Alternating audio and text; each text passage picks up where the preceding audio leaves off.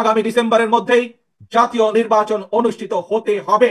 আবারও আমরা বলতে চাই, আগামী ডিসেম্বরের মধ্যেও জাতীয় নির্বাচন অনুষ্ঠিত হবে। ডিসেম্বরের মধ্যে নির্বাচন হতে হবে। আপনি ডেট যদি না দিতে পারেন, আমরা একটু অপেক্ষা করবো, তাহলে আমরা ডেট দিয়ে দেবো। ডিসেম্বর নির্বাচন না হলে এই বাংলাদেশের কখনো নির্বাচন হবে না। ডিসেম্বর নির্বাচন না হলে এই বাংলাদেশের কখনো নির্বাচন হবে না। অবশ্যই বিচার এবং সংস্কারের দৃশ্যমান অগ্রগতি করে নির্বাচন দিতে হবে। নির্বাচনের জন্য জামাত ইসলামী রাজনীতি করে, এটা ঠিক, কিন্তু যেন তেন কোনো একটা নির্বাচন বাংলাদেশে আর হতে দেওয়া হবে না। আমরা 2024 সালের জুলাই আগস্ট গুলির সামনে বুক পেতে দিয়েছিলাম, বুলেটের বিরুদ্ধে লড়াই করেছি। এবার ব্যালটের বিপ্লবের জন্য আরেকবার বুকের সামনে গুলি ধারণ করে ভোট ডাকাতদের আমরা প্রতিহত করবই। শুধু তাড়াতাড়ি নির্বাচন চাই, সংস্কার চাই না।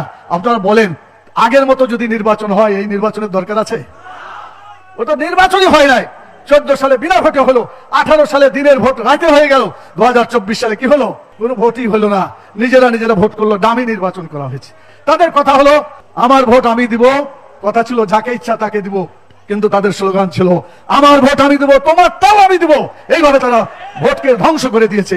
অতএব ভোট ব্যবস্থাকে, নির্বাচন ব্যবস্থাকে জীবন্ত করতে হবে। মৃত গণতন্ত্র, মৃত ব্যবস্থা দিয়ে দেশে নির্বাচন হলে জনগণের প্রতিফলন হবে না। সেই জন্য আজকে আমরা আপনাদের সামনে সরকারকে বলবো, আগে বিচার হবে, আগে সংস্কার হবে, এরপরে সত্যিকার অর্থে নির্বাচন হইতে হবে। কথা ঠিক কিনা বলেন? দীর্ঘ 1 যুগেরও বেশি সময়ে আইনি লড়াইয়ের সফল অবসান হলো। বাংলাদেশ জামায়াত ইসলামী আজকে বাংলাদেশের সর্বোচ্চ আদালতের রায়ের মাধ্যমে তার নিবন্ধন ফিরে পেল। আজকে মাননীয় আপিল বিভাগ হাইকোর্টের যে রায় ছিলেন, এই রায়কে বাতিল ঘোষণা করেছেন এবং ইলেকশন কমিশনকে নির্দেশনা দিয়েছেন বাংলাদেশ জামায়াতে ইসলামীর রেজিস্ট্রেশন এবং অন্য যে সকল ইস্যু ইলেকশন কমিশনের সামনে আছে বা আসবে, সেগুলো যেন দ্রুতই নিষ্পত্তি করেন। আসসালামু আলাইকুম ওয়া রাহমাতুল্লাহ। সুপ্রিয় দর্শক, নির্বাচন নিয়ে মুখোমুখি দুইটা দল, বড় বড় দুইটা দল, জামাতে ইসলামী, বিএনপি, ভারত এবং আওয়ামী লীগ। এরা চাচ্ছে যে ডিসেম্বরের মধ্যে যেন নির্বাচন হয়। জামাতে ইসলামী বলতেছে যে আমরা কোনো দিনক্ষণ বলবো না, যদি সংস্কার বিচার করে ডিসেম্বরের মধ্যে নির্বাচন দিতে পারে আমরা রাজি, কিন্তু আগে বিচার হবে, সংস্কার হবে, তারপরে নির্বাচন। গতকাল কিশোরগঞ্জের মাহফিলে জামাত ইসলামের নির্বাহী পরিষদের সদস্য, বড় বড় নেতারা এই কথা বলেছে। ডক্টর আব্দুল্লাহ মোহাম্মদ তাহের তিনি বলেছেন এবং মুজিবুর রহমান বলেছেন যে আমরা আগে সংস্কার চাই, বিচার চাই এবং এরপরে নির্বাচন চাই। এবং কর্ম পরিষদের সদস্য ডক্টর শফিকুল ইসলাম মাসুদ ভাই তিনিও একই কথাই বলেছেন। তো এখন দুইটা দল নির্বাচন নিয়ে মুখোমুখি। জামাতে ইসলামী যদি নির্বাচনে না যায়, তাহলে বাংলাদেশের নির্বাচন হচ্ছে না, আপনারা নিশ্চিত থাকেন। জামাত ছাড়া নির্বাচন হবে না। বিএনপি যত ওই ছোটো ছোটো দল নিয়ে বিরোধী দল বানিয়ে নির্বাচন করতে চায়, হবে না কো। কারণ জামাতে ইসলামী যদি না যায়, তাহলে এদিকে চরমোনাই যাবে না, এনসিপি যাবে না, তারপরে হেফাজত টেফাজত এগুলো কেউ যাবে না। তো বিএনপি কাকে নিয়ে নির্বাচন করবে? ওই ইয়াকে নিয়ে, ওই জিএম কাদেরকে নিয়ে, ওই মলম পার্টিকে নিয়ে, গোলালু ওকে নিয়ে। ওর সদস্য কয়জন? একজন মেম্বার হওয়ার যোগ্যতা নেই ওর। ও আবার মানে বিরোধী দল নাকি হবে? তো ওগুলো চিন্তা বাদ দেন। নির্বাচন হচ্ছে না ডিসেম্বরে, জামাত ছাপ জানিয়ে দিছে। তো প্রিয় দর্শক, এই বিষয় নিয়ে গুরুত্বপূর্ণ একটা লাইভ করেছেন লন্ডন থেকে আমাদের বড় ভাই মাসুক। তো চলুন আমরা তার ভিডিওটা দেখে আসি। দীর্ঘ 1 যুগ পরে জামাত ফিরত পেল তাদের নিবন্ধন। এখন রাজনীতির মাঠে চলবে সরগরম। সংসদ হবে একটি বিতর্ক অনুষ্ঠানের আয়োজনের মতো একটি সংসদ, যেই সংসদে থাকবে জামাতের একদল তরুণ বিজ্ঞ আইনজীবী এবং বিভিন্ন বিষয়ে এক্সপার্ট পার্লামেন্ট মেম্বার। প্রিয় দর্শক, আমরা এই বিষয়টা নিয়ে আজকে কথা বলছি, যে বিষয়টা 1 যুগ যাবৎ ঝুলেছিল জামাতের নিবন্ধন, আর এই সুযোগে তাদেরকে ব্যবহার করার চেষ্টা করেছে বাংলাদেশের অন্যান্য রাজনৈতিক দলগুলা তাদের তো নিবন্ধনই নাই, তারা কিভাবে নির্বাচন করবে? নির্বাচন করতে হলে অন্য কোনো দলের প্রতীক নিয়ে করা লাগবে, অন্য কোনো দলের ব্যানারে গিয়ে নির্বাচন করে তাদেরকে সংসদে যেতে হবে। কিন্তু সেই জায়গাটি আজকে ধূলিসাৎ করে দিচ্ছেন বাংলাদেশের সবচাইতে বড় আদালত সুপ্রিম কোর্টের সম্মানিত প্রধান বিচারপতির বেঞ্চে 4 জন সিনিয়র বিচারপতি মিলে আজকে যে রায়টি দিয়েছেন, সেই রায়ের ভিতরে জামাত ফিরত পেল রাজনীতির মাঠে সমান কাঁধে কাঁধ রেখে রাজনীতি করার। সমান কাঁধে যদি কাঁধ না হয় তাহলে কিন্তু রাজনীতির মাঠে আপনি এক পেশি হয়ে যাবেন, আগেই বুঝে ফেলবেন কারা সরকার গঠন করতে পারে, আগেই আপনি বুঝতে পারবেন এই দলটির এই দুর্বলতা আছে, তারা সরকারে যেতে পারবে না, তারা অন্য কোন দলের হয়ে সরকারে বা সংসদে যাবে। আজকে প্রমাণ করে দিলেন জামাত তাদের তরুণ আইনজীবীদের মাধ্যমে যে তারা আইনি লড়াই 12টি বছর করে ফেরত নিয়ে আসছেন তাদের সেই নিবন্ধন। তাই আমি জানি জামাত পরিবারে চলছে এখন খুশির বন্যা।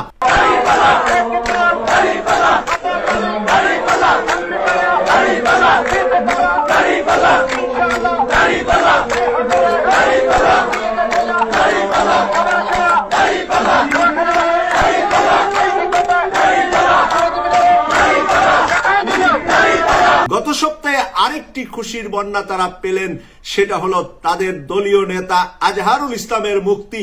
দুটি সুপ্রিম কোর্টের রায়, দুইটা রায় আসছে প্রধান বিচারপতির বেঞ্চ থেকে। তাই এই দুটা গুরুত্বপূর্ণ রায় 27 তারিখের পরে আজকে 1 জুন, একটি সপ্তাহ পার হয় নাই, এই কয়েকদিনের ভিতরে তাদের দুটি বড় মাপের বিজয়। এই বিজয় নিয়ে আজকে তাদের আইনজীবী কি বলেছেন আমরা একটু চলে যাচ্ছি বাংলাদেশে একটি নিউজ পেপার থেকে আপনাদের সামনে তুলে ধরছি। দীর্ঘ 1 যুগ পর জামাত ইসলামের নিবন্ধন ফেরত পাওয়ায় স্বস্তি প্রকাশ করেছেন দলটির আইনজীবী ব্যারিস্টার শিশির মনির। তিনি বলেছেন, দেশের সর্বোচ্চ আদালতের রায়ে রাজনৈতিক উদ্দেশ্যে দায়ের করা মামলার অবসান ঘটল। রোববার 1 জুন প্রধান বিচারপতি সৈয়দ রেফাত আহমেদের নেতৃত্বাধীন আপিল বিভাগের 4 সদস্যের বেঞ্চে এই রায় ঘোষণা করা হয়। পরে তাৎক্ষণিক প্রতিক্রিয়ায় শিশির মনির বলেন, দীর্ঘ 1 যুগের বেশি সময় আইনি লড়াই সফল পরিসমাপ্তি ঘটেছে। আজকের রায়ের মাধ্যমে বাংলাদেশ জামাত ইসলামীর নিবন্ধন পূর্ণ প্রতিষ্ঠিত হলো। তিনি বলেন, পলিটিক্যাল মোটিভেটেড পিএল এর মাধ্যমে জামাতের নিবন্ধন কেড়ে নেওয়া হয়েছিল। আজকের রায়ের মাধ্যমে বহুদলীয় গণতন্ত্র অংশগ্রহণমূলক সংসদের পথ সুযোগ হলো। এবার বহুদলীয় গণতন্ত্র এবং অংশগ্রহণমূলক সংসদের পথ সুগম হলো। এর পরের লাইনটা আপনারা একটু শুনবেন। আইনজীবী শিশির মনির বলেন, আমরা আশা করি এই রায়ের পর একটি সঠিক নির্বাচনের মাধ্যমে প্রাণবন্ত সংসদ গঠিত হবে, যেখানে জাতি, ধর্ম, বর্ণ নির্বিশেষে সবাই নিজের ভোটাধিকার প্রয়োগ করতে পারবে। আমরা প্রত্যাশা করি আগামী সংসদ হবে প্রাণবন্ত, বিতর্ক ভরপুর, যা গণতন্ত্রকে স্থায়ী রূপ দেবে। এবার বুঝাতে পেরেছি আমি আপনাদেরকে এই শিশির মনিরের বক্তব্য থেকে, যে এই শিশির মনিরের যে ইঙ্গিতটা করেছে, আগামী পার্লামেন্টে যেই যাবেন, সরকারে যান আর বিরোধী দলে যান, জামাত শিবিরের এই তরুণ আইনজীবীরা যখন সংসদে যাবে, শিশির মনির নিজেও জামাতের কাছ থেকে মনোনয়ন পেয়েছেন আগামী নির্বাচনের জন্য। শিশির মনিরের নির্বাচনী এলাকায়, আমি সুনামগঞ্জের একটি এলাকা থেকে শিশির মনির নির্বাচন করছেন বলে জানি, এবং সেই এলাকায় উনি গত কয়েক মাস যাবৎ কাজ করে যাচ্ছেন। ওনাকে যখন মনোনয়ন দেওয়া হয়েছে দল থেকে, জামাত থেকে, এই শিশির মনিরের হাত ধরে 2টা বিজয় পেয়েছে জামাত 5 দিনের ব্যবধানের মধ্যে, 27 থেকে 1 জুন। এই 5 দিনে 2টা রায় তাদের এসেছে। একটা এসেছে আজহারুল ইসলামের মুক্তি, আরেকটা এসেছিল জামাতের নিবন্ধন ফেরত পাওয়া। এখন জামাতের নিবন্ধনের পরে এখানে প্রধান বিচারপতি বেঞ্চ বলে দিয়েছে নির্বাচন কমিশনকে যে আরো তাদের যে কোনো বিষয় আছে তা যেন দ্রুত গতিতে শেষ করে দেওয়া হয়। তার মানে হলো তাদের মার্কাটা দাঁড়িপাল্লা, এটা সুপ্রিম কোর্টের মার্কা ও দাঁড়িপাল্লা। এই নিয়ে একটি সরকারের বা নির্বাচন কমিশনের একটা আপত্তি আছে, এটা হলো আপত্তি। এখন এই আপত্তিতে দাঁড়িপাল্লা পাবে অথবা দাঁড়িপাল্লার পরিবর্তে অন্য কোনো মার্কা তারা নিবে, তাদেরকে চয়েস দেওয়া হবে হয়তোবা অন্য কোনো মার্কা তারা চয়েস করার জন্য। কিন্তু আজকের মার্কার উপরে জামাত চলে না। জামাতের তরুণ এবং জামাতের নৌজওয়ানরা যে আদর্শিক রাজনীতি করে, বাংলাদেশের মাঠে যে রাজনীতিতে তাদের রয়েছে দক্ষতা, তাদের যে রয়েছে সামাজিকতা, সমাজের মানুষের জন্য যে তারা কাজ করে, সমাজকে নিয়ে যে তারা কাজ করে, সমাজের সাধারণ মানুষের পাশে যে তারা বড় বড় অবদান রাখছে, এই অবদান সমাজের শুধু মুসলিমরা নয়, অমুসলিমদের মুখেও তারা এখন প্রশংসায় ভাসছে। তাই অমুসলিমদের মধ্য থেকেও তারা নির্বাচনে প্রার্থী দিচ্ছে, যেটা প্রথমবারের মতো 54 বছর বাংলাদেশে জামাতে অন্য কোনো ধর্মের মানুষ প্রার্থী ছিলেন না। এবার নারী প্রার্থীও তাদের কাছ থেকে সরাসরি আসার সম্ভাবনা রয়েছে।